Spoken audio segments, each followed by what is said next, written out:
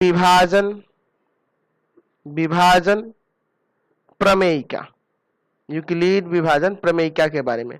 तो आपका होता है a बराबर बी क्यू प्लस आर, है ना, जहां आर जो होता है 0 के बराबर होता है या 0 से बड़ा होता है लेकिन b से छोटा होता है। तो इसी प्रमेय के उपयोग करिएगा। तो a बराबर b की जगह क्या है, यहाँ भाजक की जगह है ना 6 है, तो 6q और शेषफल क्या है आपका r है। और यहाँ क्या हो जाएगा, जहां r 0 के बराबर है या 0 से बड़ा है लेकिन भाजक से छोटा है, तो भाजक क्या है यहाँ 6 है ना, b की जगह 6 रख दिए।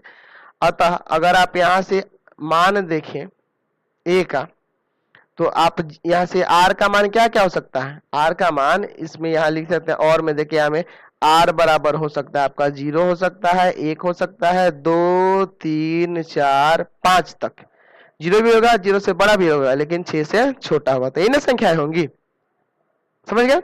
चलिए, तो यानी कि अब यहाँ पे आप चाहेंगे r की जगह 0 रखना तो 6q हो जाएगा, 1 रखना तो 6q प्लस 1 हो जाएगा, है ना, 2 रखना तो 6q प्लस 2 हो जाएगा, 3 रखना चाहोगे तो 6q प्लस 3 हो जाएगा, फिर 6q प्लस 4 हो जाएगा और 6q प्लस 5 हो जाएगा, यही ना होगा। यानी कि आप चाहे ऐसे भी लिख सकते हैं 6q, 6q प्लस 1। अच्छा, इसमें से 2 कॉमन कर लीजिएगा तो ये हो जाएगा 3q प्लस 1, 6q प्लस 3।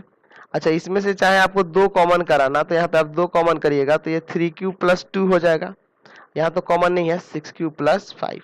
ऐसा इसलिए कर रहे हैं ना, देखिए इसमें तो सिर्फ विषम पूछ रहा है, हम आपको सम का भी बता दे रहे हैं, सम विषम दोनों समझा दे रहे हैं। यहाँ देखिए ये 6q, ये जो देखिए और ये जो देखिए, ये तीनों जो टर्म देख रहे हैं ये 2 से विभाजित है ना, तो इसलिए सम संख्या हो जाएंगे ना। तो या चाहे तो सम वाला भी लिख सकते हैं, है ना, इसमें नहीं कह रहा है लेकिन आप चाहे तो हम दोनों लिख देते हैं। अब जो अगर सम कहेगा क्वेश्चन में तो सम कर दीजिएगा, विषम कहेगा तो विषम कर दीजिएगा। यहाँ देख रहे हैं a बराबर 6q और उसके बाद ये वाला 6q प्लस 2, या फिर इसको भी लिख सकते थे, है ना, ये दिखाए हैं कि कॉमन हो रहा है यहाँ भी। और तीसरा जो है 6q प्लस 4 2 से विभाज्य है, 2 से विभाज्य है ना, है ना, ये 2 से विभाज्य है। तो अतः आप इसको सम का रूप लिख सकते हैं कि अतः 6q प्लस 2 6q प्लस 4, है ना, इसको लिख देंगे धनात्मक सम पूर्णांक का, धनात्मक